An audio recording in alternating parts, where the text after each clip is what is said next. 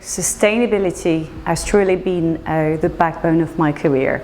From day one, when I started off my career, I was determined to actually work in the sustainability field and apply my skills to changing the world. You know, as a 20-year-old, I wanted to change the world, and I've worked in this field for the past 17 years, 18 years, and it has been a tremendous journey.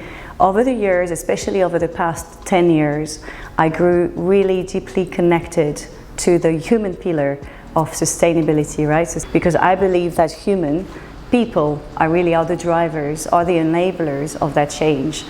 So today I serve as the Global Diversity, Equity and Inclusion Lead for Exolum, and my role consists in helping build an inclusive and equitable workforce. And it's not just about diversity. Diversity is not the end goal. The end goal really is around building an equitable and an inclusive workforce for all, where everyone can actually thrive. So for the first few years, as a young professional, I didn't really see any differences, I have to say. I felt while I was working in London is very progressive. The first challenges I truly experienced was as a pregnant woman or as a young mom, right?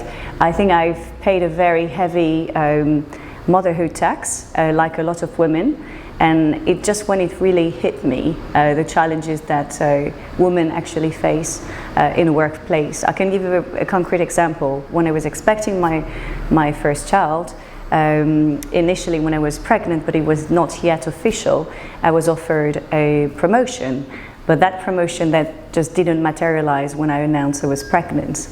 So when I was actually, to go back to build on my previous answer, when I was a young mom, I was in the Middle East, right, where it's legal to ask questions such as, do you have any family commitments in a job interview? So I didn't really see all the gender advancement that we have in Europe at the time. I wasn't able to benefit from that as a young mom and as a professional.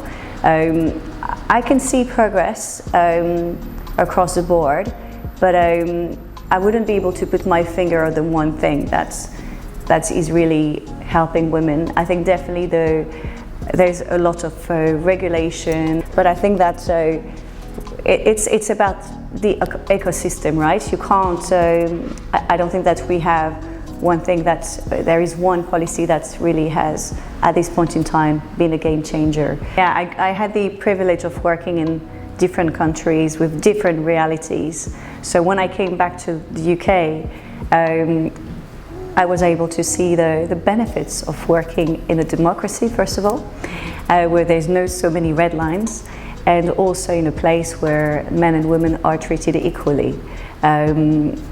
It's true, you take things for granted, right? We still have a lot of work. I think in Europe we have certain stigma associated now with women when they're promoted to higher roles, and if the company has a women representation target, they can feel as a diversity hire, which is often not the case.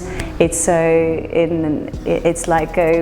about these women representation target are about leveling the playing field. They are about equity more than diversity. So I think it's still we need to keep pushing the lines to progress. There is no shortage of great female leaders, and I have been privileged to actually work with numerous wonderful female leaders, and they have all inspired me tremendously. Equally have been massively inspired by male leaders. I don't think there is such a thing as female leaders, they're just leaders, right? And I think you just need to take from the leaders that you have around you. You need to observe them, observe their style. And I think for me the best leaders are the ones that really own their own leadership style. I think the one challenge we need to deal with at this point in time when it comes to gender is really breaking that echo chamber. The onus shouldn't be on women to change the system, right? And it's about getting men involved in the conversation, but more importantly, in the solution, right? We know, and it was a recent survey by BCG that actually show a very strong correlation between the success of D&I strategy when men get involved. So when men are involved in D&I strategies, usually they have more of an impact. Well, 90% of professionals, men and women alike, do suffer for imposter syndrome. So it's very common. And I would tell my younger self, don't let that nagging voice hold you back. Actually, quite the opposite. Turn it on its head. That nagging voice is your cue to actually take a risk. And after years of coaching, I realized that actually that nagging voice, that imposter syndrome, whatever you want to call it, was my cue. And to really teach myself every time I hear that voice to turn it on its head and embrace the challenge and say yes.